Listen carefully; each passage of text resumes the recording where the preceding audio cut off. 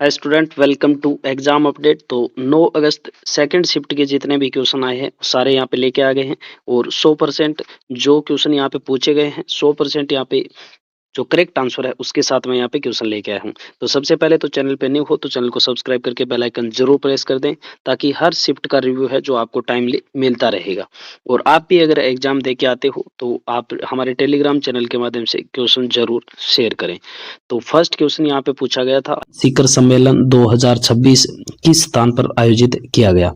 तो आसियान शिखर सम्मेलन 2026 है वो आयोजित किया गया था फिलीपींस में आयोजित किया गया था। और वर्ष 2026 के जो दक्षिणी पूर्वी एशियाई राष्ट्र संघ है एशियान, जिसकी फुल फॉर्म क्या है, दक्षिणी पूर्वी एशियाई राष्ट्र संघ, ये भी आपको ध्यान में रखना है। और इसकी अध्यक्षता फिलीपींस द्वारा की जा रही है। और आसियान की स्थापना अगर पूछ ली जाए तो 1967 में हुई थी। कब हुई थी? 1967 में हुई थी।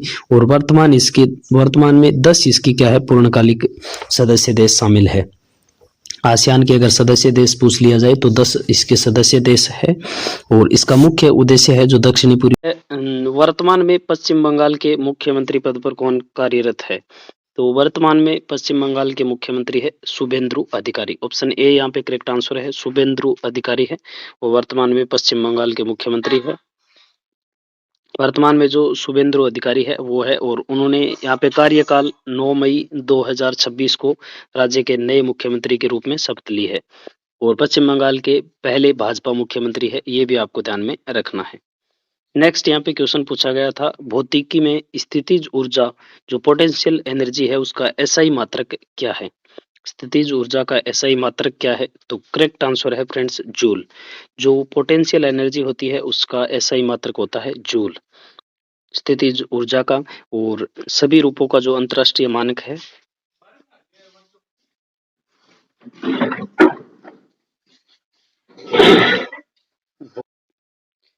न्यूटन है बल का, पास्कल बल का है और पास्कल है वो दाब का एसआई मात्रक है। तो ये कुछ एसआई मात्रक है वो आपको ध्यान में रखना है।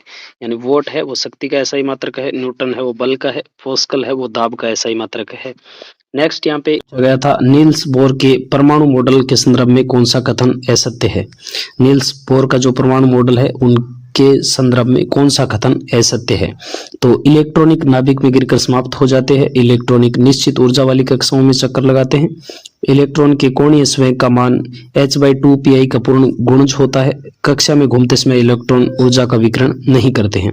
तो यहाँ पे जो कथन असत्य है वो है इलेक्ट्रॉन नाभिक में गिरकर समाप्त हो जाते हैं। इलेक्ट्रॉन नाभिक में गिरकर समाप्त नहीं होते। यहाँ पे ऑप्शन ए यहाँ पे करेक्ट है। नील्स बोर है जो 1913 में रदरफोर्ड के परमाणु मॉडल की कमियों को दूर करने के लिए यह मॉडल दिया गया था। और बोर के अनुसार जो इलेक्ट्रॉन है वो निश्चित ऊर्जा वाली कक्षाओं में चक्कर लगाते हैं और चक्कर लगाते समय ऊर्जा का उत्सर्जन नहीं करते हैं। तो ये था। नेक्स्ट यहाँ पे क्वेश्चन पूछा गया था, वर्ष 2026 में प्रतिष्ठित साहित्य अकादमी पुरस्कार से किसे सम्मानित किया गया? साहित्य अकादमी पुरस्कार है 2026 का, वो किसको दिया गया था? तो करेक्ट आंसर है ममता कालिया। ऑप्शन ए है, ममता कालिया को दिया गया था वर्ष 2026 में। और हिंदी भाषा में जो वरिष्ठ लेखिका है ममता कालिया, उनके संस्मरण जीते जी इलाहाबाद के लिए सम्मानित किया गया था। तो हिंदी भाषा की लेखिका है, ये भी आपको ध्यान में रखना है, ममता कालिया। और इनका जो प्रसिद्ध संस्मरण है जीते जी इलाहाबाद, इनके लिए इन्हें सम्मानित किया गया था। वहीं अंग्रेजी भाषा का अगर पूछ लिया जाए तो नवतेज सरना को दिया गया है उनके उपन्यास क्रिसमस स्प्रिंग के लिए।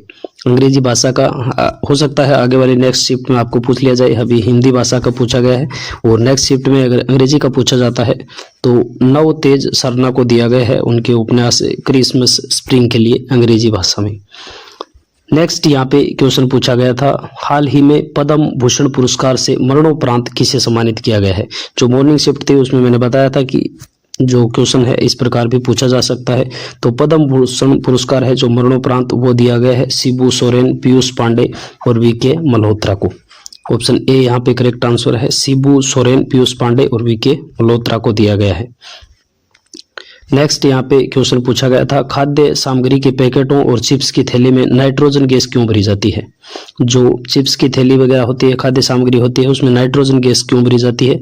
क्योंकि जो खाद्य पदार्थों का ऑक्सीकरण से बचाने के लिए भरी जाती है। जो बाकी गैस है वो किसी भी खाद्य पदार्थ होगा उसके साथ यहाँ पे क्रिया करके खराब हो जाएगी, इसी कारण नाइट्रोजन गैस है वो क्या है, एक अक्रिय गैस है और किसी भी खाद्य सामग्री के साथ क्रिया करके वो खराब नहीं करती। तो इस कारण इसमें क्या है, नाइट्रोजन गैस है जो भरी जाती है। ये क्या है, एक कम क्रियाशील गैस है जो चिप्स में मौजूद वसा तेल का ऑक्सीजन के संपर्क में आने से क्या करती है, रोकती है, जिससे भोजन दुर्गंध युक्त नहीं होता है। और इसके अलावा ये गैस के पैकेट के अंदर एक कोशन यानी सुरक्षात्मक परत की तरह कार्य करती है, ये भी ध्यान में रखना है। और नेक्स्ट है, प्रबल अम्ल यानी स्ट्रॉन्ग एसिड और प्रबल क्षार के बीच होने वाली अभिक्रिया किस प्रकार की अभिक्रिया होती है? जो प्रबल अम्ल होते हैं, स्ट्रॉन्ग एसिड और स्ट्रॉन्ग बेस यानी प्रबल क्षार के बीच में जो अभिक्रिया होती है वो कौन सी अभिक्रिया होती है? तो उदासीनीकरण अभिक्रिया होती है। जो न्यूट्रलाइजेशन रिएक्शन होता है वो होती है स्ट्रॉन्ग एसिड और स्ट्रॉन्ग बेस से अगर हम अभिक्रिया करवाते हैं तो। करेक्ट आंसर है ऑप्शन ए।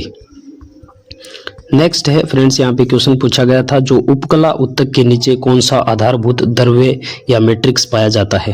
तो मॉर्निंग की जो शिफ्ट थी उसमें पूछा गया था उपकला उत्तक से रिलेटेड क्वेश्चन, और यहाँ पे जो सेकंड शिफ्ट है उसमें भी पूछा गया है उपकला उत्तक के नीचे है जो कौन सा आधारभूत द्रव्य और मैट्रिक्स पाया जाता है?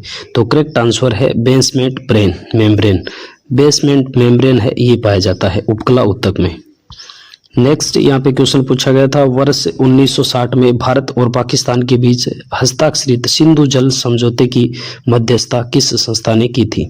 जो भारत पाक के बीच में सिंधु जल समझौता हुआ था 1960 में, उसके बीच में मध्यस्थता किसने की थी?